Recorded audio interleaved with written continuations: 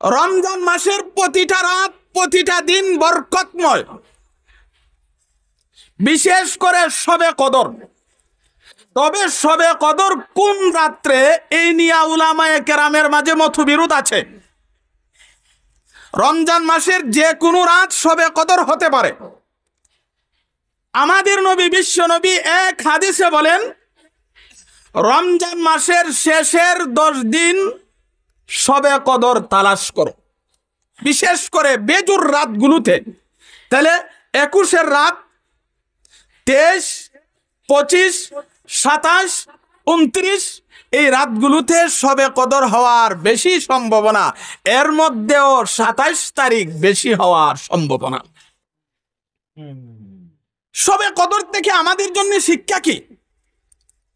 শবে কদর সম্পর্কে আল্লাহ তাআলা কোরআনে বলেন, ইন্না আনসালনাহু ফি লাইলাতিল কদর ওয়া মা আদরাকা মা লাইলাতুল কদর লাইলাতুল কদরি খায়রুম মিন আলফি শাহর। আল্লাহ তাআলা বলেন, আমি লাইলাতুল কদরে কোরআন নাজিল করেছি। এখন প্রশ্ন হবে, আমরা জানি 23 বছরে কোরআন নাজিল হয়েছে, আর আল্লাহ কোরআনে বলতেছেন আমি কোরআন নাজিল করেছি শবে কদরে। তাহলে কথাটা কেমন হয়ে গেল? তাফসীরের কিতাবে উল্লেখ করেছেন, আল্লাহ কোরআন 2 ধাপে নাজিল করেছেন। প্রথম ধাপে লাউহে মাহফুজ থেকে দুনিয়ার নিকটতম আসমানে আল্লাহ একসাথে কোরআন নাজিল করেছেন। দুনিয়ার নিকটতম আসমান থেকে 23 বৎসরে যখন যতটুক দরকার 23 বৎসরে নাজিল করেছেন। তাহলে কোরআন কয় দফে নাজিল হয়েছে? আল্লাহ যে এখানে বলেছেন আমি আল্লাহ শবে কদরে কোরআন নাজিল করেছি, এর অর্থ হলো লাউহে মাহফুজ থেকে দুনিয়ার নিকটতম আসমানে আমি আল্লাহ একসাথে কোরআন নাজিল করেছি।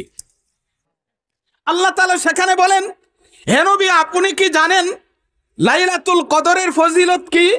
আল্লাহ তাআলা বলেন, লাইলাতুল কদর হাজারো মাসের চাইতেও উত্তম। 1000 মাস কতদিন? তাফসীরের কিতাবে উল্লেখ করেছেন 83 বছর 4 মাস। 83 বছর 4 মাস নফল ইবাদত করলে যেই পরিমাণ সওয়াব, শবে কদরে 1 রাত ইবাদত করলে সেই পরিমাণ সওয়াব।